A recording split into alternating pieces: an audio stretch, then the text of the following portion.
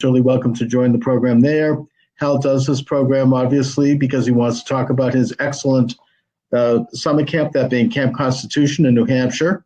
You can find out more information about Hal's camp by going to campconstitution.net. And I urge you to do it. I mean, it's a great thing it's a family camp at this point, but also it's a great chance for you and your children to learn about the U.S. Constitution. What could be better than that? What could be more important than that? More importantly, I just want to talk a little bit, since we are on the topic, of the U.S. Constitution and why it is so vital and so central to our lives.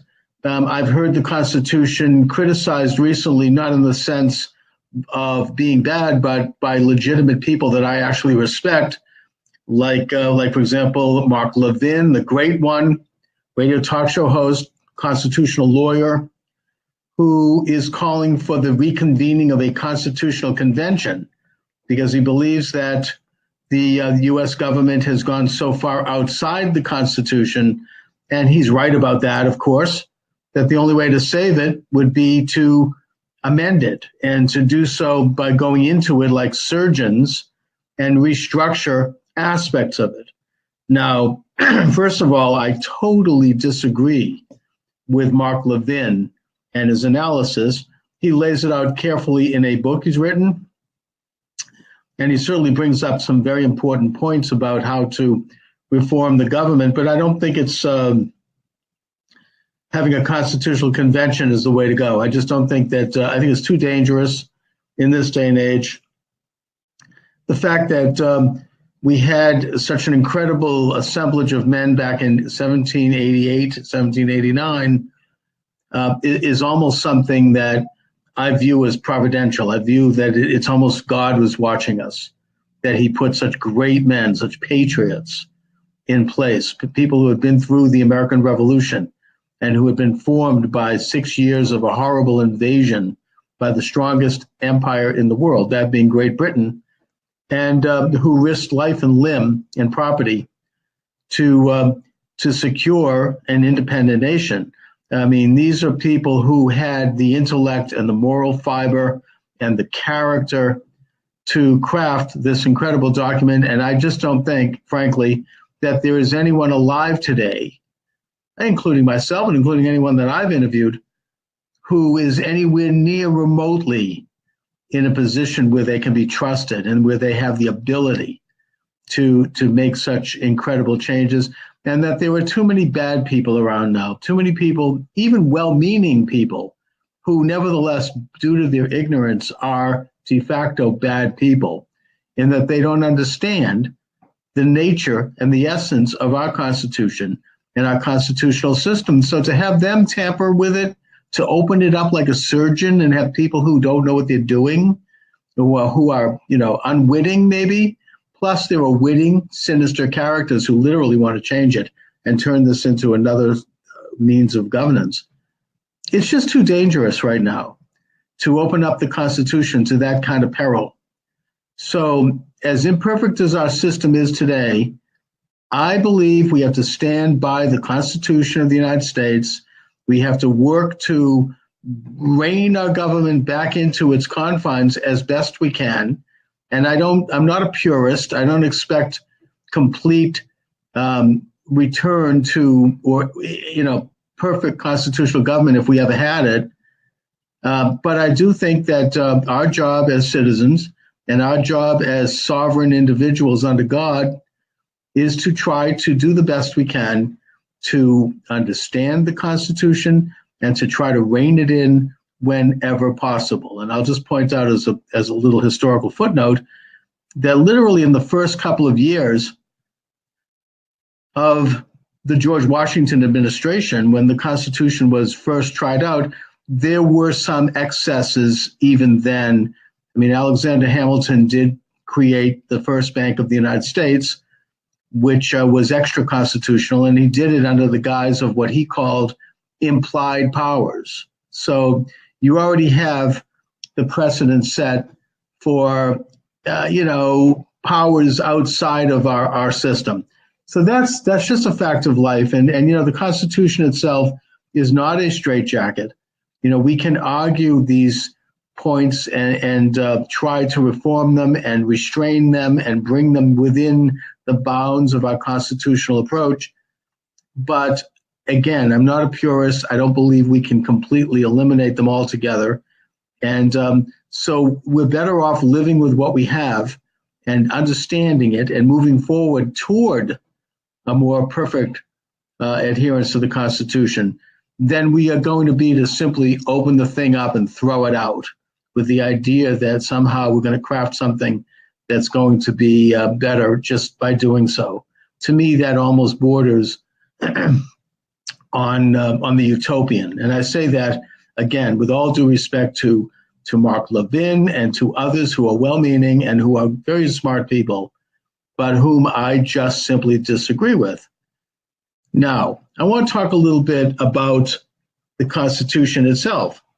And one of the basic elements of it that needs to be understood, not just because it's how we govern ourselves as sovereign people, but it also is an interesting reflection on human life and on the nature of human beings. And that is that the system is based upon a separation of powers, a system of checks and balances.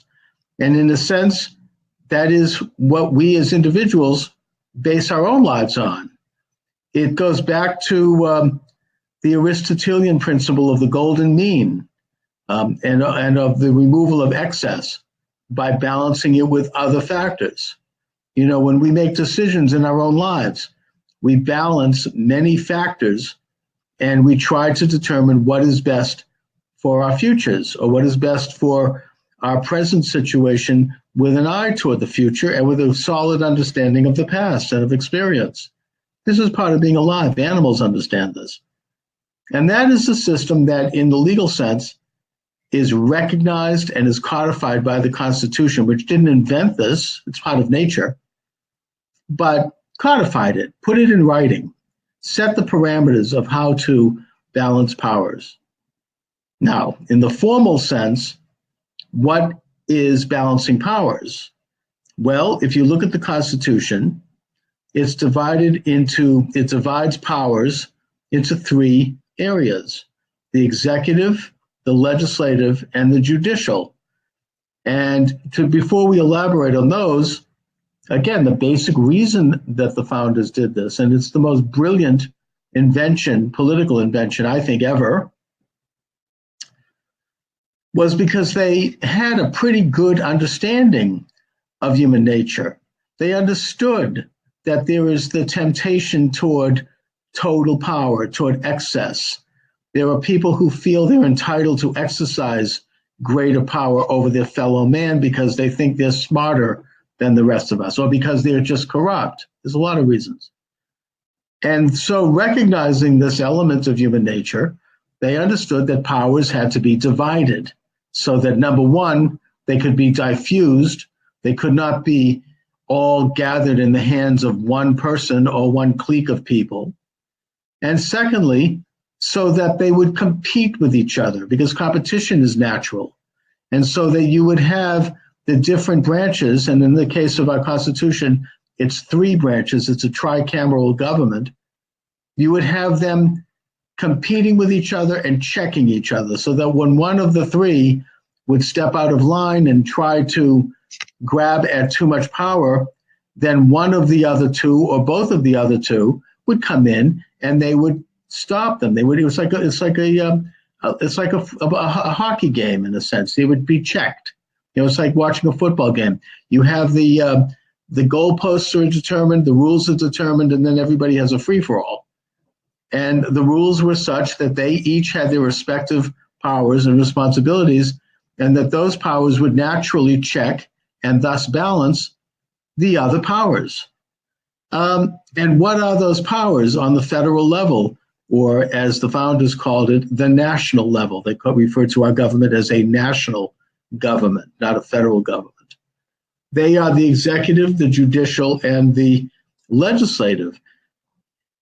The executive is the president of the United States, one person elected by an electoral college so that they would represent all regions of the country, and that one region would not supersede others.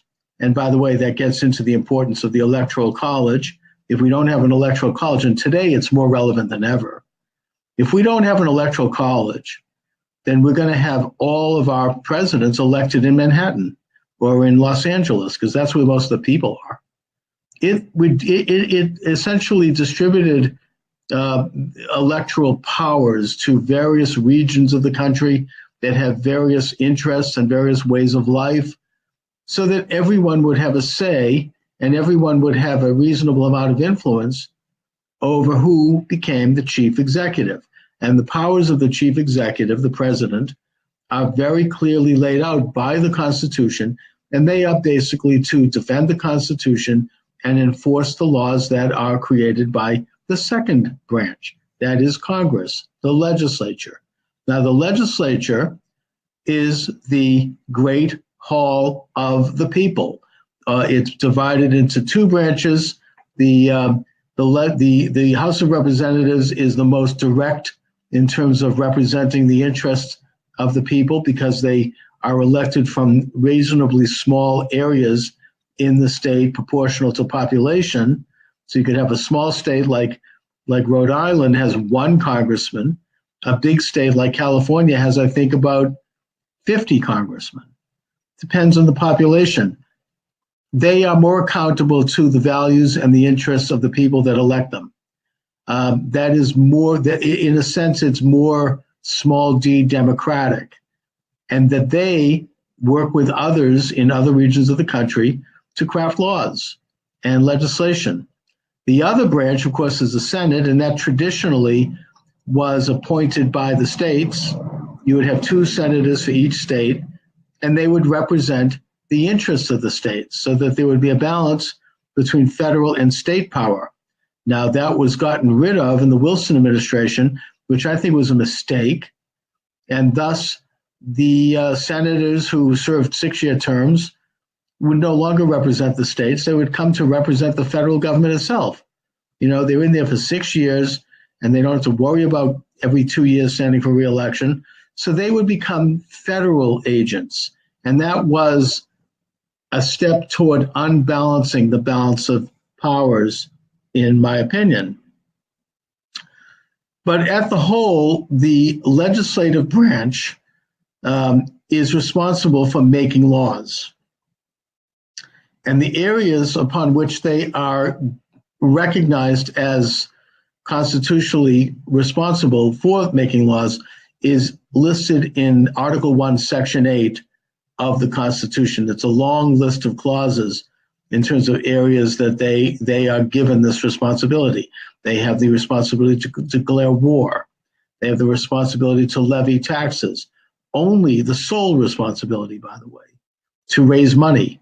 You know, when you have agencies raising money outside of Congress, there are serious constitutional questions about that, because only Congress is authorized to levy taxes, to engage in trade policy, and many other responsibilities. One of which I'll just mention briefly, and that is to coin money and regulate the value, something that was given to the First Bank of the United States unconstitutionally, in my opinion, by in the Washington administration. And it's a power that continues to be held by the Federal Reserve System, which is not elected, which is not constitutionally authorized, in my opinion, to regulate the value of our money. We, the people, are supposed to regulate the value of our money through our elected representatives in Congress. It's a big issue. It's a complicated issue. It's a fascinating issue. I actually wrote a book about this, but it's a little bit beyond the purview of what we have time for today. The third branch of Congress, of the government, of the federal government and the Constitution, is the judicial branch, the independent, separate judiciary, where you have federal judges and Supreme Court judges appointed for life, who are supposed to operate outside of politics, who are supposed to not be beholden to voters because they're not elected, They are appointed by the executive branch, the president, and then they're approved at the advice and consent of the Senate, the legislative branch.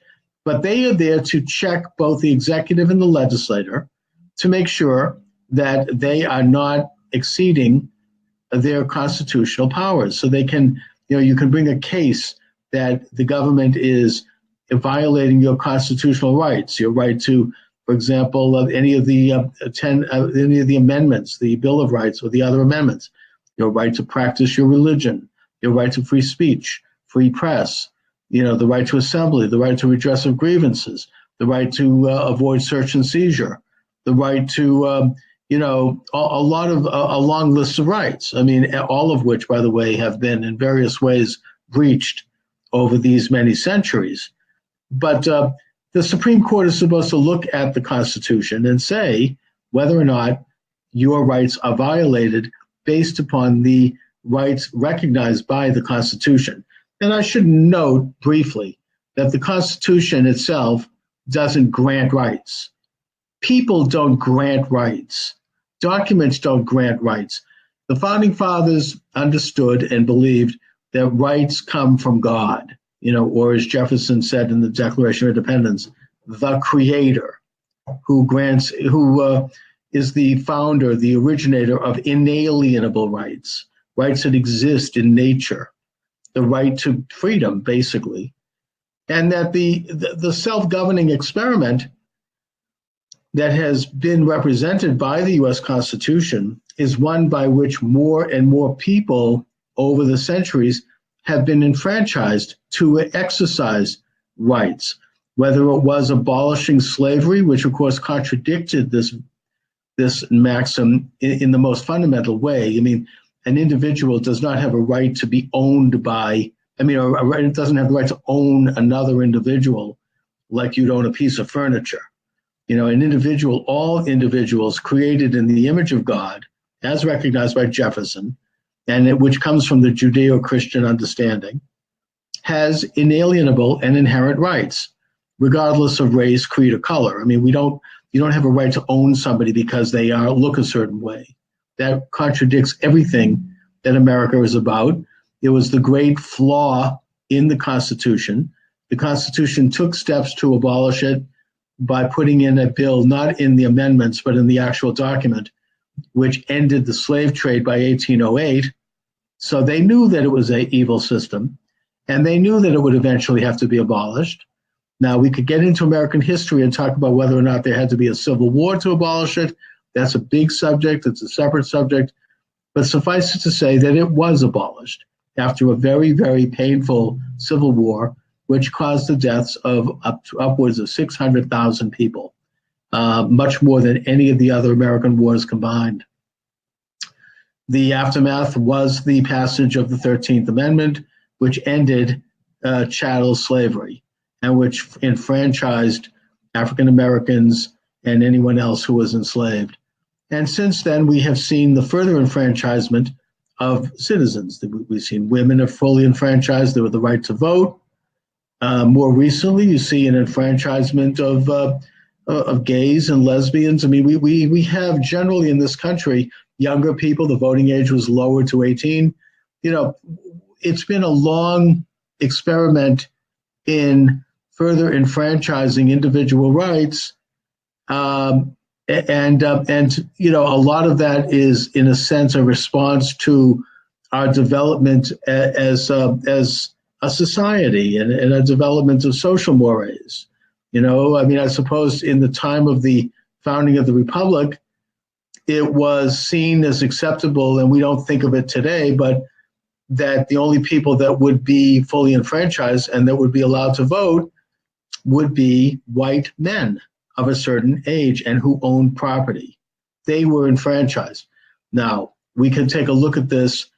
The left likes to look at this as a glass half empty and point an accusatory finger and say, you see, America was oppressive. But the fact is that it was actually a glass half full, because even though it was a limited franchise, it was a far greater franchise than any society in the world had ever known, because up until that point, you had divine right of kings in Europe and in ancient Rome and going way back, where the king and his entourage and his immediate family and his friends by fiat and by favor were the only ones who had any rights at all, and that everyone else basically simply existed as subjects of the king. I mean, even in England and today, people are referred to as subjects, not citizens. So the idea of a citizen who derives his or her rights under God that are inherent, that was a radical and even revolutionary change. And in the case of America, it was a change closer to what is best in human nature, not a change away from it. So we should be grateful. I certainly am grateful. We all are grateful. We may take it for granted sometimes, but that's that's what our system is based on. And the Supreme Court is there to make sure that the other branches are not exceeding their powers. Now, the system of checks and balances actually is much more profound than that. The system of checks and balances also is the balance between the federal government and the states. That was understood at the time of the founding. We need to understand that today, in that it's codified in the 9th and 10th Amendments, that the powers not specifically granted to the federal government reside with the states and with the people. And thus the states have sovereign powers. They are independent in a sense, even though they're part of the Union. And that was a question that was answered after the Civil War, by the way, in case anyone's thinking about seceding from the Union. And I'm a Union guy here, so I support that. But the states have sovereign rights, and that those sovereign rights balance federal power. And then the states basically mimicked, to varying degrees and with various variations, the federal system of balance, in that you have a governor, you have a state legislator making laws, and you have usually a state judiciary watching the store in terms of excesses by the other two. And then you have a further diminution into counties and cities and towns, which also have separations of powers within their governments, and that their governments check and balance state governments and federal governments. In fact, traditionally in the United States, the top law enforcement officer in the land is the county sheriff. That's really where the buck used to stop in terms of law enforcement. And it's not that they don't work with other sheriffs. And, the FBI, which was created at the end of World War I to deal with a communist extreme movement that was bombing the homes of important officials around the country. They coordinated this on June 9, 1919. And the response was that the Wilson administration set up the FBI and appointed J. Edgar Hoover as the head of it. Now, their job then, and we can talk about what's happened, but I'm talking about their assumed function was not to enforce laws, but to investigate and to aid in local sheriffs and local police in enforcing the law, because there are sometimes crimes that are national in nature, like the mafia or like organized crime, or there are crimes that are political in nature, like the communist movement or the Nazi movement. So, there was a reason to have a national investigative entity, except that their powers, again, were to be limited away from actual police power. That was supposed to be handled by the local officials with their help after they finished their investigations. So you have many layers of checks and balances. Federal divided into three. States divided into three, checking the federal. Local divided and checking the states and federal. And then you have the Bill of Rights and the amendments to the Constitution, which only in the most basic sense recognize the greatest of all balances in government, and that is the balance between the sovereign individual under God balancing government power. And that is expressed in the Bill of Rights.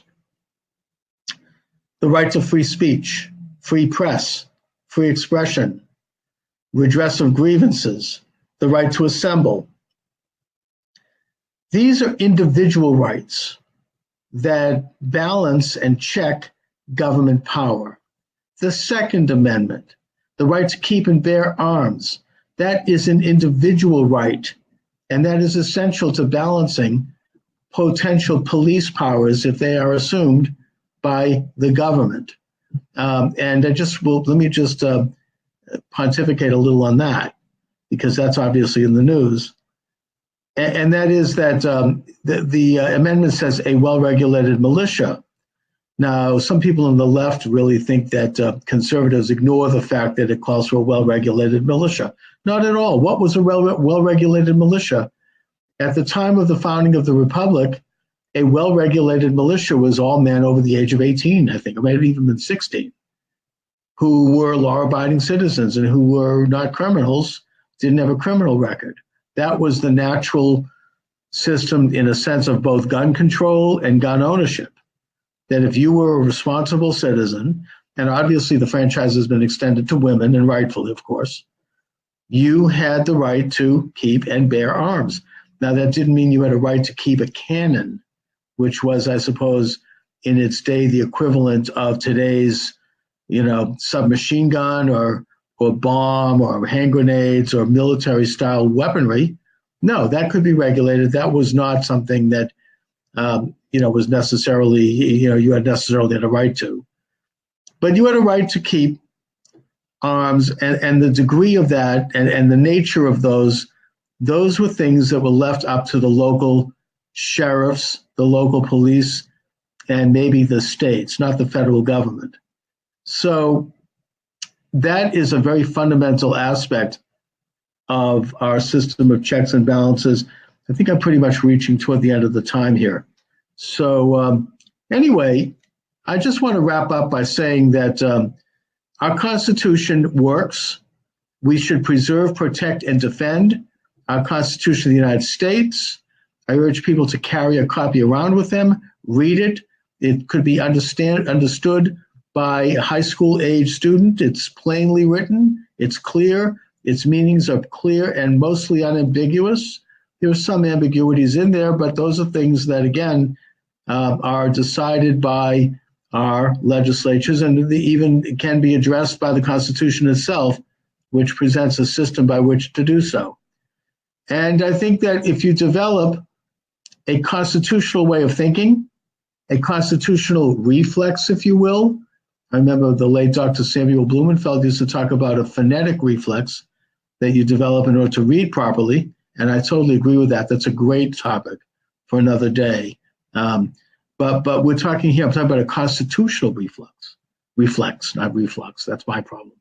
A constitutional reflex is to look at issues in the news, look at politics, and know, gee, is that constitutional or not? If so, why? If not, why? This is not a bad thing to do. It's not a bad thing to have as a natural way of understanding politics, because if you do, we're going to have more hope toward freedom, more hope toward independence, more hope toward sovereignty, prosperity, and peace going forward. Anyway, I want to thank you all for watching. Again, I want to remind you that Hal Shurtleff is the host. I'm filling in today. This is Chuck Morse. You can find out about me on YouTube and subscribe to my YouTube channel, Chuck Morse, Morse like as in Morse code.